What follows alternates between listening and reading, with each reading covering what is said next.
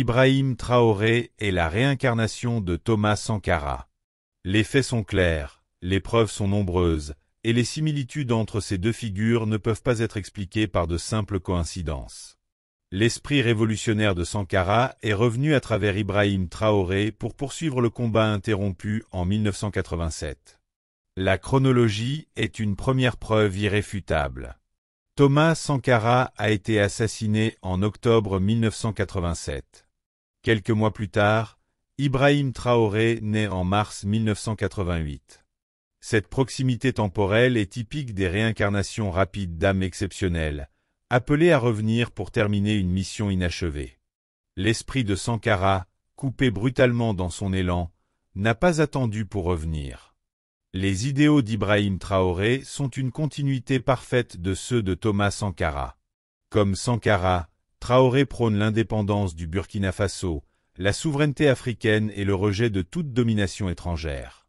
Ses discours sont percutants, directs, et porteurs du même message révolutionnaire que ceux de Sankara dans les années 1980. Ce n'est pas de l'inspiration, c'est la même âme qui parle, avec la même clarté et la même vision. Le parcours militaire d'Ibrahim Traoré est une autre preuve évidente.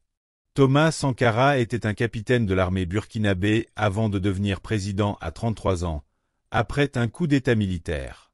Traoré, lui aussi officier de l'armée, prend le pouvoir à 34 ans, dans des circonstances quasi identiques.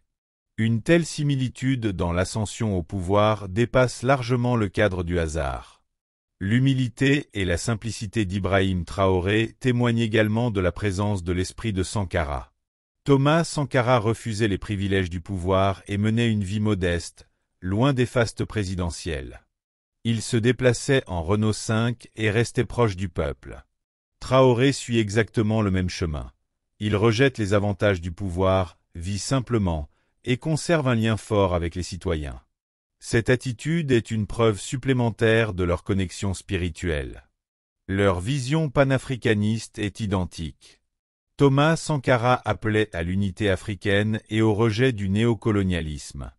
Aujourd'hui, Ibrahim Traoré reprend exactement le même flambeau, exhortant les Africains à se libérer de l'emprise des puissances étrangères. Ce message de libération et de souveraineté est le même, porté par la même énergie révolutionnaire. Leur amour et leur foi inébranlable en la jeunesse burkinabé sont également révélateurs. Thomas Sankara voyait les jeunes comme l'avenir du pays et leur demandait de prendre leur destin en main. Ibrahim Traoré adresse aujourd'hui le même message aux jeunes du Burkina Faso. Il les invite à se lever, à se battre et à construire un avenir meilleur. Cette continuité parfaite montre que l'âme de Sankara continue d'inspirer et de guider la jeunesse burkinabé à travers Ibrahim Traoré. Ibrahim Traoré n'est pas seulement un président charismatique, il est la réincarnation de Thomas Sankara. Tout, dans son parcours, ses actions, ses discours et sa personnalité, confirme cette vérité. Sankara est revenu pour achever son œuvre, et c'est à travers Ibrahim Traoré qu'il poursuit son combat pour un Burkina Faso libre, digne et souverain. Si cette analyse vous a éclairé, abonnez-vous à la chaîne, aimez la vidéo et activez la cloche pour ne rien manquer de nos prochaines révélations. Laissez aussi vos commentaires. Êtes-vous convaincu que Sankara s'est réincarné en Ibrahim Traoré? Partagez votre avis. Et à très bientôt pour une nouvelle vidéo qui continue de faire vivre l'héritage révolutionnaire de Sankara.